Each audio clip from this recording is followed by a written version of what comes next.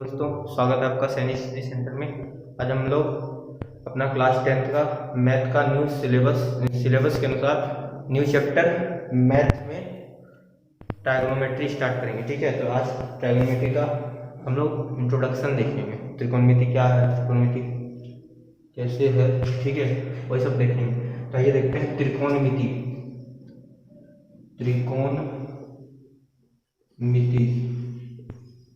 इसका हिंदी नाम से आपको कोई समझ में नहीं आएगा, इसका इंग्लिश नाम लिखना पड़ेगा, ट्राइगोनोमेट्री।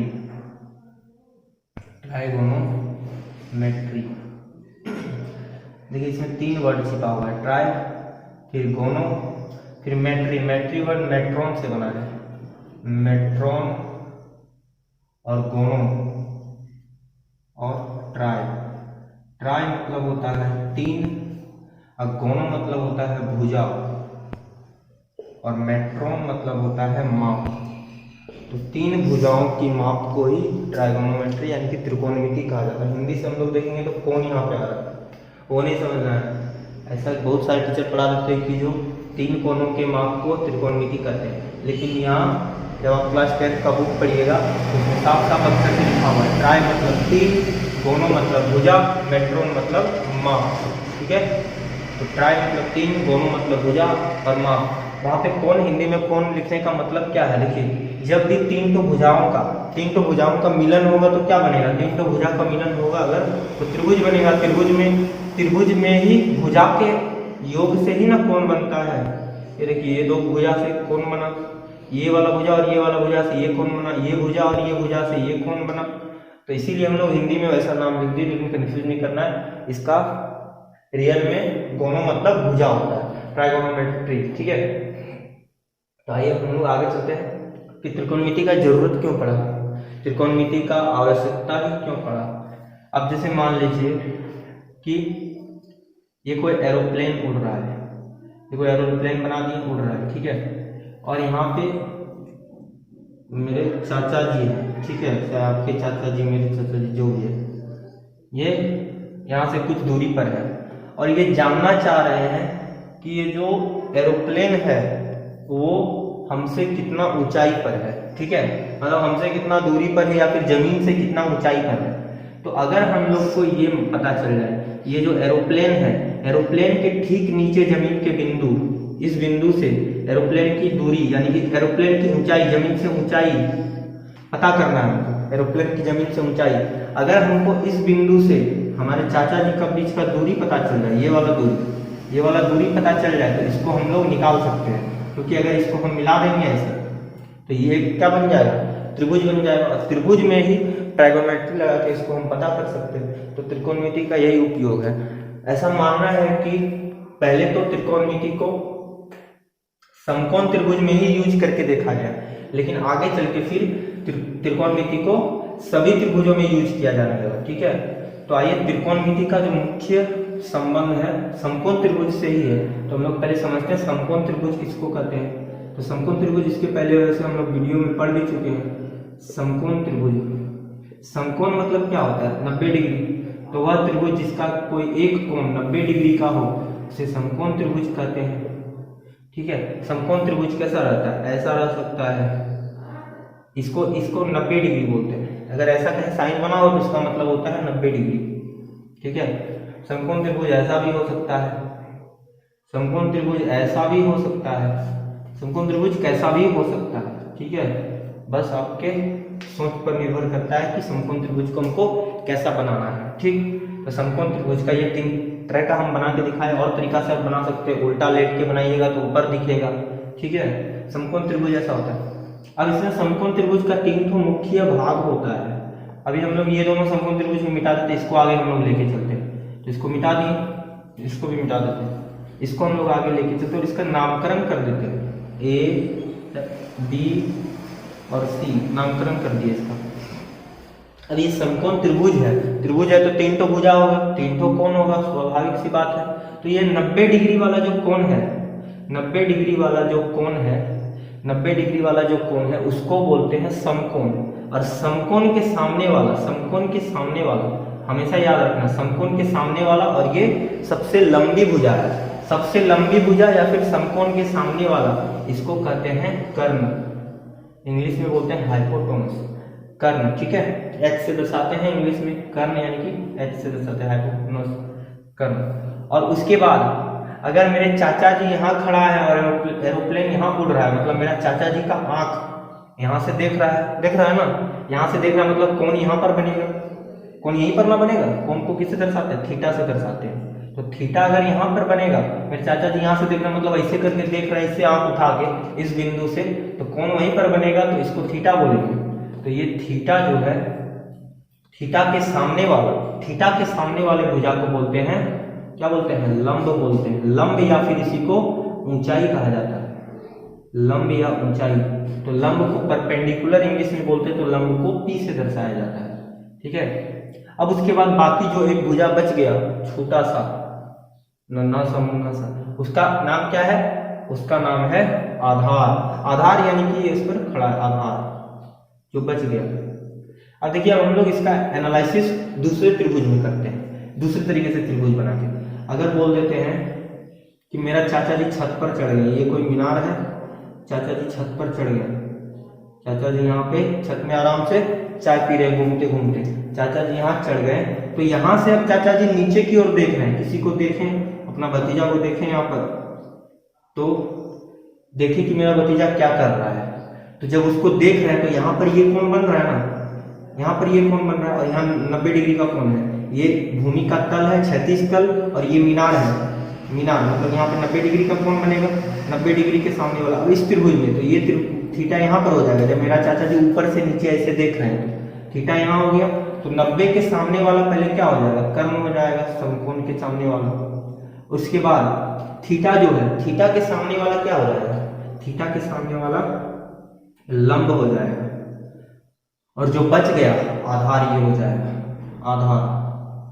ठीक है, तो हम लोग देख लिए दोनों त्रिभुज में। अब आपको कैसा भी त्रिभुज बना के दे दे, समकोण त्रिभुज, जैसे बोलेंगे ये समकोण त्रिभुज है, समकोण त्रिभुज को हम ऐसा बना दिए, ऐसा बना दिए, और यहाँ पे 90 डिग्री ले लो, 90 डिग्री यहाँ पर ले लिए, तो ये तो कर्ण होगा, सबसे लंबी भुजा कर्ण हो जाएगा। और अगर हम बोलेंगे इसको थीटा ले लिए, तो थीटा इसको ले लिए, तो ये हो जाएगा मेरा, क्या हो जाएगा, लंब, या फिर लंब को ही ऊंचाई कहते हैं। और ये जो बच गया, इसी को कह सकते हैं हम लोग आधार। तो उम्मीद करते हैं आपको समकोण त्रिभुज समझ में आया होगा। अब हम लोग इसके आगे देखेंगे, ठीक है, कि कैसे साइन थीटा कॉस क्या क्या होता है।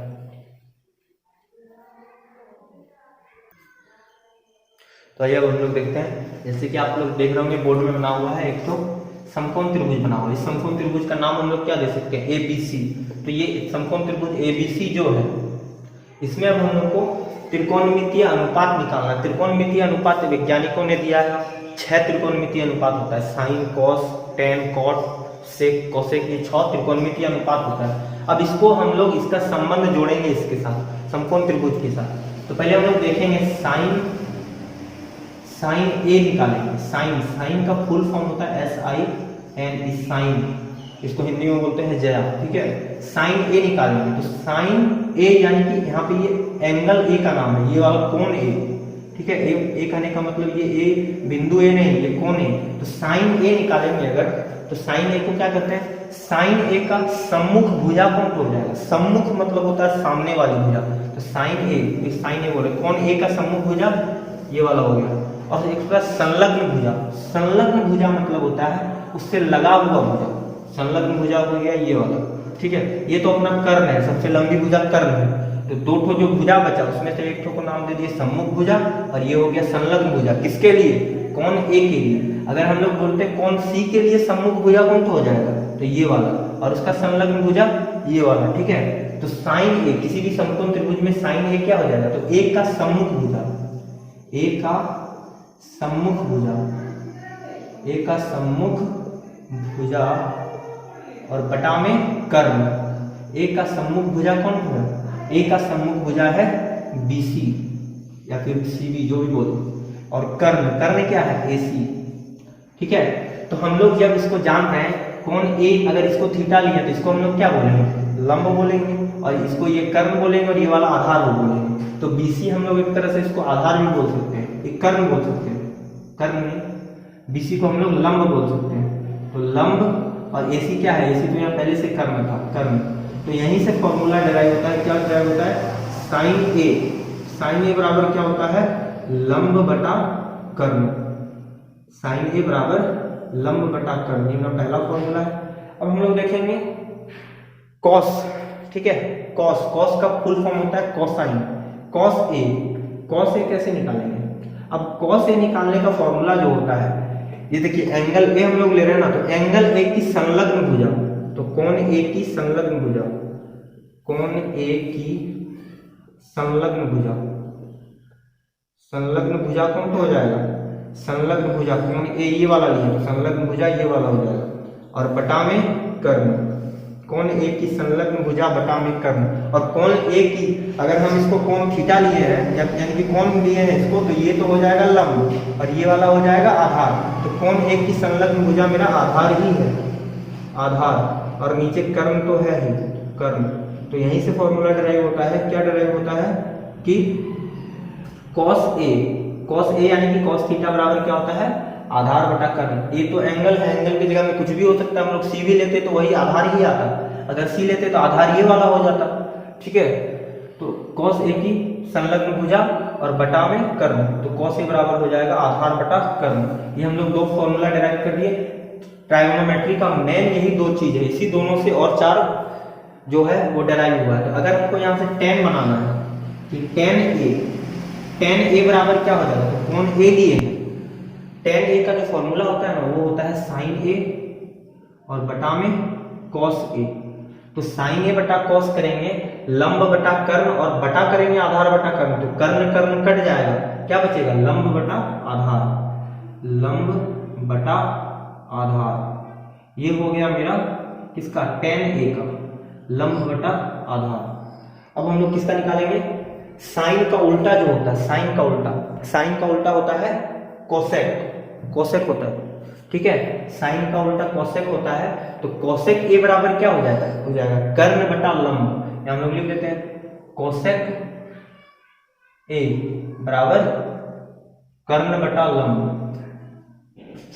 कर्ण बटा लंब। अब फिर क्या छूटा, अब छूटा कॉस का उल्टा, कॉस का उल्टा क्या होता है, सेक, तो सेक ए, सेक ए बराबर क्या हो जाएगा, सेक ए बराबर, जब कॉस बराबर, कॉस ए बराबर है आधार बटा कर्ण, तो उसका उल्टा कर्ण बटा आधार, कर्ण बटा आधार। अब मेरा क्या बचता है, अब बचता है कॉट, कॉट किसका उल्टा होता है, टेन का, तो कॉट ए बराबर क्या हो जाएगा, आधार बटा लंब, आधार बटा लंब। उम्मीद करते हैं आपको समझ में आया होगा। अब इसके बाद हम लोग पहले एक बार सबको सीक्वेंस से लिखेंगे और उसके बाद आगे हम इसके पढ़ेंगे। तो आइए शुरू करते हैं। तो देखिए यहाँ पे हम लोग का सही फॉर्मूला लिखा हुआ जो भी हम लोग डिराइव किया।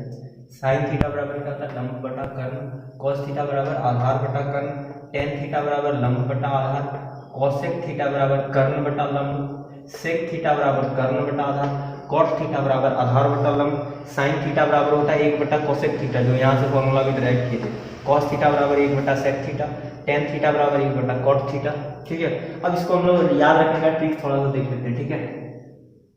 लंब को हम लोग किससे दर्शाते हैं, लंब को दर्शाते हैं परपेंडिकुलर पी से, ठीक है, और आधार को दर्शाते हैं, आधार को इंग्लिश में कहते हैं बेस, बेस यानी कि बी से, और कर्ण को दर्शाते हैं हाइपोटेनस को एच से, ठीक है। तो अब यहाँ पर देखिए एक लाइन बोलेंगे, उस लाइन को याद रखना है। क्या लाइन है, पाकिस्तान भूखा प्यासा और हिंदुस्तान हरा भरा, पाकिस्तान भूखा प्यासा, हिंदुस्तान हरा भरा। इस लाइन को याद रखिएगा, ठीक है। पाकिस्तान भूखा प्यासा और हिंदुस्तान हरा भरा, ठीक है। और इसके बाद बटा बटा कर देंगे, बटा बटा कर दिए, उसके बाद यहाँ क्या लिख देंगे, साइन थीटा इसके ऊपर में, और यहाँ लिख देंगे कॉस थीटा इसके ऊपर में, यहाँ लिख देंगे इसके ऊपर में टेन थीटा। ये तीनों याद रह गया तो और बाकी तीनों हम लोग आसानी से निकाल सकते हैं उल्टा पुल्टा करके, ठीक है। तो यहाँ ध्यान से देखिए, साइन थीटा बराबर क्या है, साइन थीटा बराबर पी बटा एच, पी से किसको दर्शाते हैं, लंब, और एच से कर्ण को, लंब बटा कर्ण। कॉस थीटा बराबर क्या होता है, cos थीटा बराबर होता है b बटा h, b बटा h यानी कि b से बेस यानी कि आधार बटा h से हाइपोटेनस यानी कि कर्ण, ठीक है। और tan थीटा बराबर क्या होता है, tan थीटा बराबर p बटा b, p बटा b, p बटा b यानी कि p से लंब और b से आधार। उम्मीद करते हैं ट्रिक समझ में आया होगा, बस वो लाइन याद रखिएगा, पाकिस्तान भूखा प्यासा, हिंदुस्तान हरा भरा, ठीक है। इस ट्रिक से आप लोग आसानी से याद रख सकते हैं, ठीक। तो आइए हम लोग आगे देखते हैं, ठीक है। तो जब हम इसका साइन थीटा का उल्टा करेंगे तो कोसेक थीटा निकल जाएगा, यहाँ से कोसेक थीटा क्या हो जाएगा, कोसेक थीटा बराबर हो जाएगा h बटे p, hp, ठीक है। और सेक थीटा क्या हो जाएगा, cos थीटा का उल्टा सेक थीटा हो जाएगा h बाय b, ठीक है। और कॉट थीटा क्या हो जाएगा, कॉट थीटा बराबर हो जाएगा b बाय p, bp लो नहीं करना है ना हाई करना, b बाय p, ठीक है। तो उम्मीद करते समझ में आया होगा। अब हम लोग इस पे आधारित एक दो ठो पहले ट्रिपलेट देखेंगे, ट्रिपलेट क्या होता है, ठीक है। ट्रिपलेट के बाद अब हम लोग प्रश्न करेंगे एक दो ठो, ठीक। आइए अब हम लोग देखते हैं ट्रिपलेट्स, ठीक है। ट्रिपलेट्स क्या होता है, तो इसके पहले आप लोग पाइथागोरस प्रमेय 7th क्लास में पढ़े होंगे। पाइथागोरस प्रमेय वैसे हम लोग 10th क्लास में प्रूव भी करेंगे जब हम लोग त्रिभुज चैप्टर पढ़ेंगे तभी। अभी के लिए फिलहाल जान लीजिए सिर्फ पाइथागोरस प्रमेय क्या होता है। पाइथागोरस प्रमेय, पाइथागोरस प्रमेय क्या होता है कि किसी समकोण त्रिभुज में, किसी समकोण त्रिभुज में सबसे लंबी भुजा का वर्ग, सबसे लंबी भुजा कौन होता है, कर्ण, तो कर्ण का वर्ग, वर्ग यानी कि स्क्वायर किसके समान होता है, बाकी दोनों भुजाओं के वर्गों के योग के बराबर होता है। बाकी दो भुजाएं कौन कौन को बचा, एक तो बचा लंब, तो लंब का वर्ग और प्लस आधार का वर्ग। पाइथागोरस प्रमेय यही कहता है कि किसी समकोण त्रिभुज में उसके कर्ण का वर्ग बाकी दोनों भुजाओं के वर्गों के योग के समान होता है, ठीक है। तो ट्रिपलेट सब क्या होता है, तो अब तो हम लोग समझ गए कर्ण लंब आधार किसे कहते हैं। कर्ण लंब आधार तो कुछ भी हो सकता है कि नहीं। जैसे कोई भी अगर हम समकोण त्रिभुज ले लेंगे, ये मान लेते हैं ये कोई समकोण त्रिभुज ले लेंगे, अगर इसका ये मान लेते हैं आधार इसका 2 है और लंब इसका 3 है, तो कर्ण किसका, कर्ण इसका कितना हो जाएगा, कर्ण यहाँ से निकाल लेंगे हम लोग, कितना हो जाएगा 2 का स्क्वायर 4 प्लस 3 का स्क्वायर 9, और उस पर रूट लगा देंगे, इधर रूट लगा देंगे तो कर्ण निकल जाएगा, यानी कि 9 4 13 रूट 13। अब रूट 13 का मान मेरा पॉइंट में आएगा, पॉइंट में आएगा ना, इसका मान लगभग आएगा 3 पॉइंट कुछ आएगा, 3 पॉइंट के समथिंग आएगा, ठीक है। तो 3 पॉइंट के समथिंग आया, तो देखिए ये दोनों वैल्यू जो इसका था, ये दोनों तो इंटीजर यानी कि पूर्णांक है, लेकिन क्या ये वाला पूर्णांक है, आप लोग नंबर सिस्टम पढ़े होंगे बढ़िया से, पूर्णांक किसे कहते हैं, वास्तविक संख्या काल्पनिक संख्या किसे कहते हैं, तो ये तो पूर्णांक नहीं है। पूर्णांक क्या होता है, जैसे पूरा अंक लिखा हो, ये दोनों पूर्णांक है लेकिन ये पूर्णांक नहीं है, इसमें 3 पॉइंट दशमलव आ है, ये दशमलव है, दशमलव आ रहा है, तो पूर्णांक नहीं है।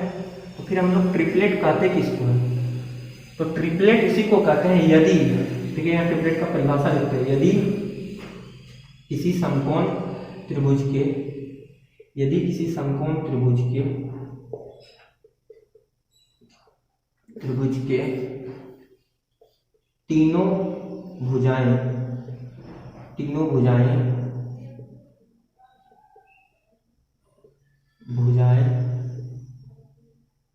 फिर भुजाओं की माप, तीनों भुजाओं की माप क्या हो, पूर्णांक में हो, तो उन्हें ट्रिपलेट्स कहा जाता है, ठीक है, ट्रिपलेट्स कहा जाता है।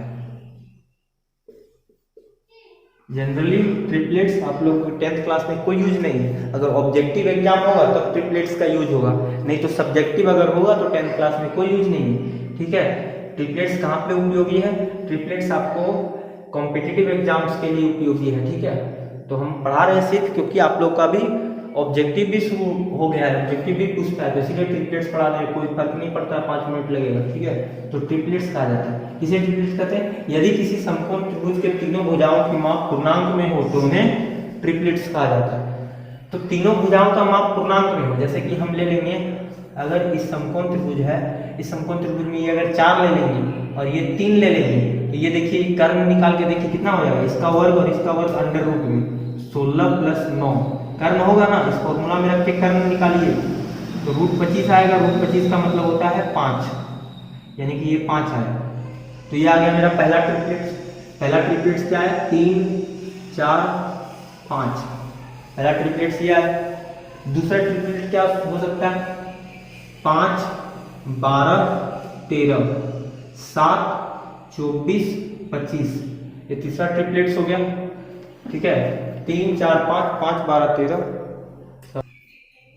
अगला लिख सकते हैं हम लोग 9 40 41 11 60 61 11 60 61, हम लोग अभी 5 ट्रिपलेट बताए। ये ट्रिपलेट का आप लोग को महत्वपूर्ण कहाँ पर उपयोगी होगा, अगर हम लोग कहीं देखें कि किसी समकोण त्रिभुज में उसका आधार 3 है और लंब 4 है तो हम लोग उसका कर्ण आसानी से दिमाग में फीड हो सकता है, कर्ण उसका 5 होगा, बस इसको रखना पड़ेगा। 3 4 5 5 12 13 7 24 25 9 40 41 11 60 61, ठीक है। तो ये सब आया कहाँ से, तो ये आया आने के लिए इसको तो फॉर्मूला है, उस फॉर्मूला को देखिए।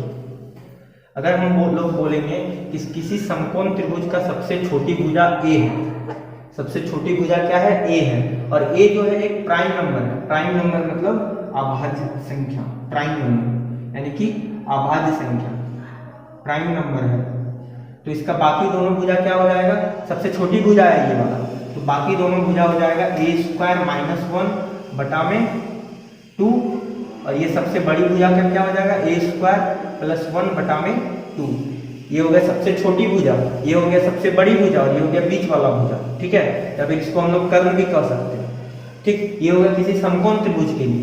ऐसा कब होगा, जब ए कोई प्राइम नंबर होगा। तो यहाँ पे देखिए, रख के देखिए, 3 एक अभाज्य संख्या प्राइम नंबर है, तो 3 को जब यहाँ पे फीड करेंगे तो 3 का स्क्वायर कितना हो जाएगा, 9 9 - 1 8 8/2 4, 3 का स्क्वायर कितना होता है 9 9 + 1 10 10/2 5। तो उस फॉर्मूला को हम लोग याद रखेंगे तो ट्रिपलेट आसानी से बना सकते हैं।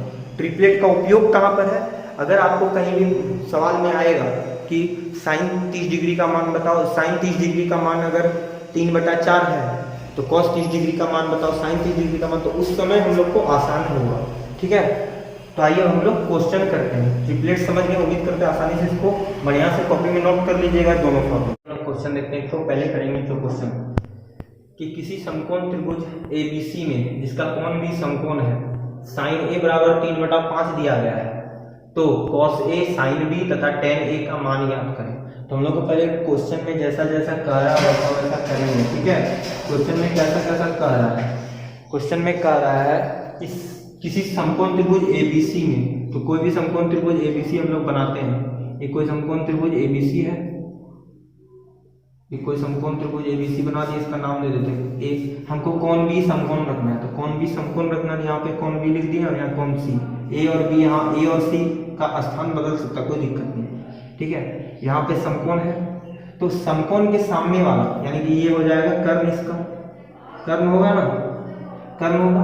अब हम लोग आधार और लंब को फिक्स नहीं कर सकते हैं, आधार और लंब को फिक्स नहीं किया जा सकता। क्यों नहीं किया जा सकता, अगर इसको लेंगे, अगर इसको हम लोग क्या लेंगे, थीटा लेंगे, अगर इसको हम लोग थीटा लेंगे तो ये वाला हो जाएगा मेरा लंब और ये आधार हो जाएगा। इसको थीटा लेंगे तो ये लंब हो जाएगा और ये आधार हो जाएगा। देख रहे हैं कि लंब और आधार का वैल्यू फिक्स नहीं है, उसको कोण पर डिसाइड करता है, ठीक है। थोड़ा सा क्वेश्चन में हम करेक्शन करते हैं, यहाँ साइन B नहीं साइन C होगा, ठीक है।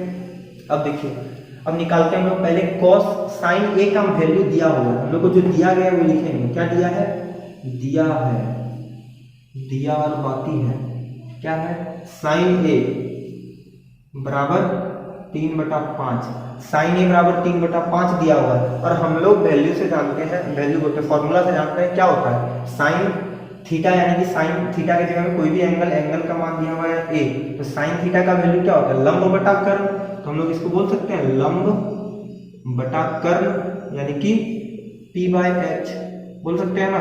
यहाँ से लंब कितना हो जाएगा, लंब बराबर 3 हो जाएगा, लंब बराबर 3 हो जाएगा, और कर्ण बराबर कितना हो जाएगा, कर्ण बराबर 5 हो जाएगा। तो आधार देखिए, यहाँ पे ट्रिपलेट यहीं के लिए बताए थे, यहाँ पे हमको कैलकुलेशन नहीं करना पड़ेगा। अगर आपको ट्रिपलेट याद होगा, किसी ट्रिपलेट क्या होता है, किसी समकोण त्रिभुज का 3 ठो भुजा होता है, तो किसी समकोण त्रिभुज का 3 ठो भुजा में से 2 ठो भुजा पता है, तो ट्रिपलेट अपना माइंड में मेरा घूम रहा है कि 3 4 5 ट्रिपलेट होता है। तो इसका जो बचा एक ठो भुजा, कौन सा भुजा बचा? आधार बचा। आधार कितना होगा? आधार 4 होगा यहाँ से, ठीक है, आधार बराबर 4 होगा। अगर ट्रिपलेट याद ना हो एग्जाम में तो क्या करेंगे, तो बस अपना ट्रेडिशनल फॉर्मूला अपनाएंगे। क्या होता है? कर्ण का स्क्वायर बराबर होता है लंब का स्क्वायर और प्लस में होता है आधार का स्क्वायर। यह मेरा फॉर्मूला होता है ना। तो हमको यहाँ से क्या नहीं पता था? आधार नहीं पता था, तो आधार को वहीं रहने देते हैं, लंब को इधर माइनस कर देंगे, तो कर्ण का स्क्वायर माइनस लंब का स्क्वायर हो जाएगा। कर्ण का स्क्वायर कितना है? 5, 5 का स्क्वायर 25, और ये इधर आके माइनस हो जाएगा, तो माइनस लंब कितना है? 3, 3 का स्क्वायर 9, और यहाँ पे मेरा क्या बचेगा? आधार का स्क्वायर बचेगा, ठीक है।